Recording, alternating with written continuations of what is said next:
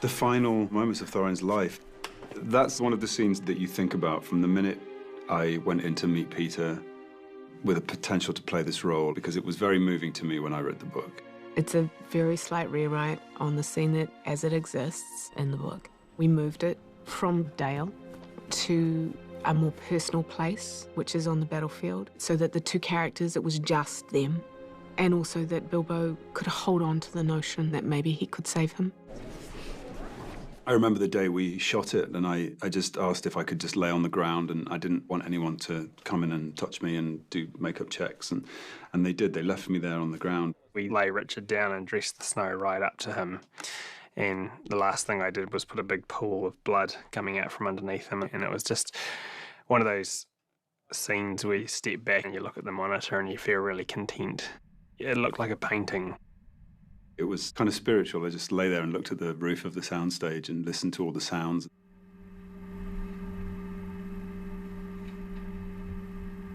It was one of those scenes where people are quite hushed around it, you know what I mean? Because it was 2.5 years, whatever, after we started shooting. It's the end of this character's journey. So that was, yeah, it was kind of given some weight, I think, on the set. We won't thrash the wide shot too much. We'll just do, half dozen takes, give you guys a chance to experiment a bit. Yeah. Ultimately, I think that they wanted it to feel as real as possible so that he didn't have time. Bilbo, lie still. Don't move.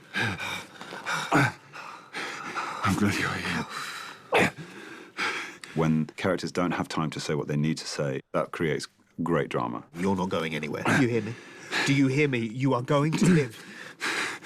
I take back my word and my deed at the gate. It was kind of the culmination of their very rocky friendship, They'd really been up and down the mountain with each other, figuratively and literally. The most difficult words for Thorin to say to Bilbo were, "I'm sorry that I've led you into such peril." It took me right back to the very first scene that I shot with him in Bag End, and the disdain with which Thorin held the Hobbit, yet their whole success has rested on a seemingly insignificant person, which is what I think Tolkien is writing about. I think it's the whole reason Tolkien wrote these books. It's his need to express that the simplest single person can somehow affect big change. And I think that that's captured in that one moment when Thorin apologizes and says thank you to him. You did what only a true friend would do. Forgive me. I was too blind to see it. I'm so sorry that I've led you into such peril. I remember on the beginning of the day saying to the sound guys, please just get this. Lie still, lie still. Don't move. Don't move. That fine, trembling sensitivity that the voice has in those very emotional moments would have been almost impossible to replicate after the fact. I'm glad to have shared in your perils, Thorin. Each and every one of them. It is far more than any Baggins deserves. That's the point that you know that you're going to end in good terms, and when he gives it to you, you can kind of relax and fade away in that last speech of it. Is that? Yeah. Okay.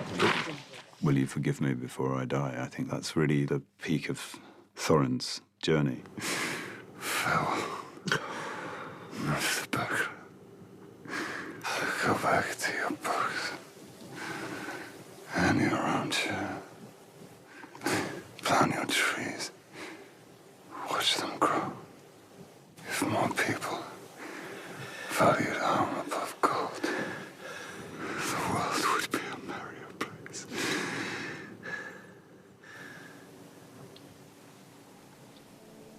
No, no, no, no, no, no.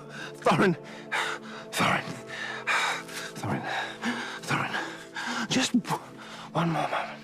Just wait one more moment. The eagles are here, Thorin. Hmm? Hmm? The...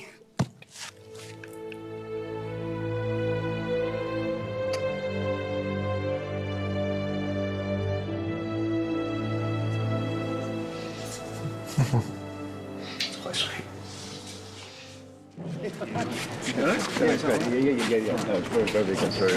I made a little wooden cross to mark the place where we shot the scene, and over the course of the day, some people have laid tributes, which I think you should take a look at.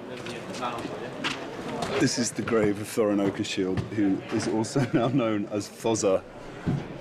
There's been some really nice flowers made with some cable ties, and I don't know what this is made of, but it says R.I.P. Thorin. And by the end of the day, people had come and laid little things, little tributes on the cross, which I found very moving. But that's the Kiwi way.